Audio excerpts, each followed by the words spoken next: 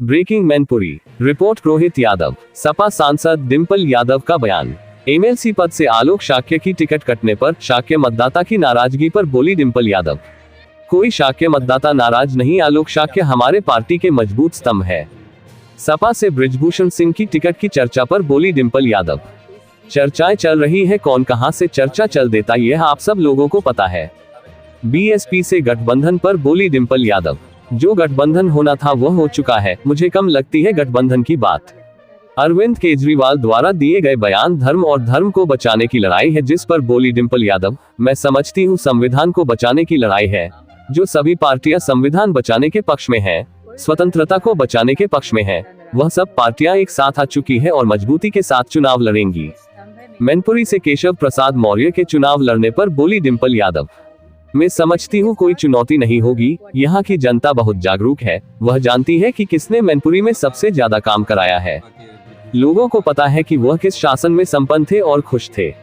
Agency द्वारा सर्वे कराए जाने की बात पर डिंपल यादव ने कहा, जिसके पास ज्यादा पैसा है वह सर्वे कर रहे हैं। ईवीएम पर बोली डिंपल यादव।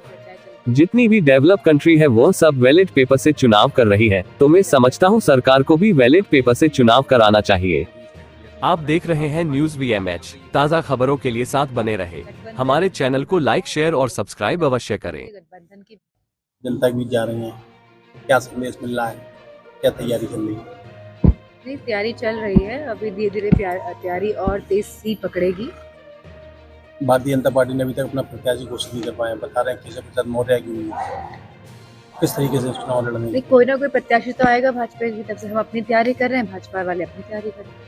प्रत्याशी पर दाव खेलना चाह रहे हैं। सुनने में आया था कि आलोक शाक्य प्रत्याशी पर एमएलसी बनने वाले थे, इसके बाद में उनका नाम कटा, तो शाक्य मतदाता नाराज हो सकता है। कोई शाक्य मतदाता नाराज नहीं होगा। आलोक शाक्य जी हमारी समाजवादी पार्टी के मजबूत स्तंभ है मैनपुरी से, और हम सब लोग बहुत ही स्टेबिलिटी के साथ और कोऑर्डिनेशन के साथ काम कर रहे हैं।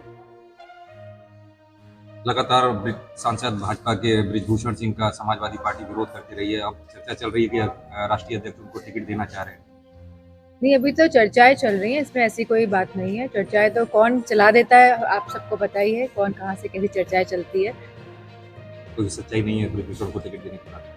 मुझे नहीं लगता इस पर अभी तक कोई सच्चाई है। अच्छा, बीएसपी मायावती के लिए अभी स्टैंड क्लियर नहीं हो पा रहा है कि आपकी पार्टी की बात चल रही है, गठबंधन पे अभी भी जगह है? गठबंधन जो होना था वो मुझे लगता है हो चुका है, क्योंकि गठबंधन की बात पिछले 6 महीने से चल रही है, अलायंस की बात, और अब जाके जब गठबंधन हो गया है, सीट शेयरिंग भी हो गई है, तो इसकी मुझे कम लगती है इस बात में कोई भी वास्तविकता हो। एक नई खबर निकल गया रही, बता रहे बधाइयों से टिकट परिवर्तन हो सकता है। ये तो राष्ट्रीय नेतृत्व के उसमें का सवाल है, क्या वही उम्मीद डिसाइड है? करेंगे। क्या उम्मीद है परिवर्तन? नहीं, मुझे इस बारे में कुछ नहीं पता, मुझे मैनपुरी के बारे में पता है, मैनपुरी की दिल्ली के जानकारी है। मुख्यमंत्री अरविंद केजरीवाल के इस बार लोकसभा चुनाव में उनका कहना है कि इस बार धर्म और अधर्म का युद्ध। लोग मैं समझती हूँ इस बार संविधान को बचाने का युद्ध है, और सभी पार्टियां जो संविधान के पक्ष में हैं, जो स्वतंत्रता के पक्ष में हैं, जो राजनीतिक, सामाजिक और आर्थिक न्याय जो जनता को मिले उसके पक्ष में हैं, वो सब पार्टियां एक साथ आ चुकी है, मजबूती के साथ चुनाव लड़ रही है। बीजेपी कह रही है समाजवादी पार्टी घबराई हुई है, मैनपुरी जो सीट बीजेपी जीतने जा रही है तो उसको लेकर समाजवादी पार्टी लगातार मीटिंगें कर रही है, घर घर जाके दौर लगा हुआ है लोगों से मुलाकात करने। अगर हम लोग घर घर जाके दौरे करते हैं तो भी दिक्कत है, अगर नहीं जाते हैं तो भी दिक्कत है। दिक्कत तो हर बात से है। तो मैं मैनपुरी की जनता से कहना चाहूँगी कि मैं पूरे समर्पित होकर उनकी सेवा करने के लिए समाजवादी पार्टी की प्रत्याशी हूँ, और आप पूरा योगदान दीजिए। अगर भाजपा केशव प्रसाद मौर्य पे दाव करती है मैनपुरी लोकसभा सीट के लिए, कितना बड़ा चुनौती मैं समझती हूँ कि चुनौती नहीं होगी, क्योंकि यहाँ की जनता बहुत ही जागरूक जनता है। वो जानती है कि मैनपुरी के लोग जानते हैं कि किसने मैनपुरी में सबसे ज़्यादा काम कराया है, और किसके शासन में लोग संपन्न थे और खुश थे।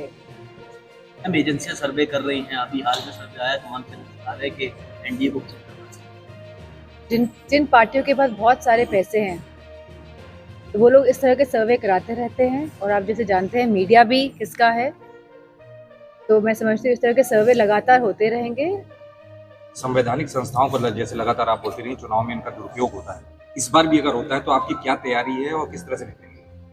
इस बार बहुत सारे लोग खुल के निकल के आएंगे, बहुत सारे लोग हैं जो सामने नहीं आ रहे हैं, लेकिन आप देखेंगे अब चुनाव में वोट डालने जाएंगे तो बहुत लोगों का साथ समाजवादी पार्टी को और इंडिया के अलायंस को मिलने जा रहा है। ईवीएम को लेकर आप क्या सोचते हैं? ईवीएम में मैं समझती हूँ सारी डेवलप्ड और अंडर डेवलप्ड कंट्रीज जो हैं, जितने भी देश हैं, सब में बैलेट के माध्यम से ही वोट हो रहा है। ईवीएम आया था लेकिन सब देशों ने ईवीएम को हटाकर बैलेट लेकर आए हैं, क्योंकि लोगों का विश्वास नहीं है। बात ये नहीं है कि मशीन सही है या गलत है, बात है कि लोगों का विश्वास किस चीज़ में है। अगर लोगों का विश्वास बैलेट पेपर में ज़्यादा है तो मैं समझती हूँ कि सरकार को बैलेट पेपर के माध्यम से ही आने वाले चुनाव कराने चाहिए। चुनाव आयोग का इस्तीफा और सीजीआई को इस पूरी टीम से बाहर रखने का, इसको कैसे देखते हैं? बस, thank you, I think I am done.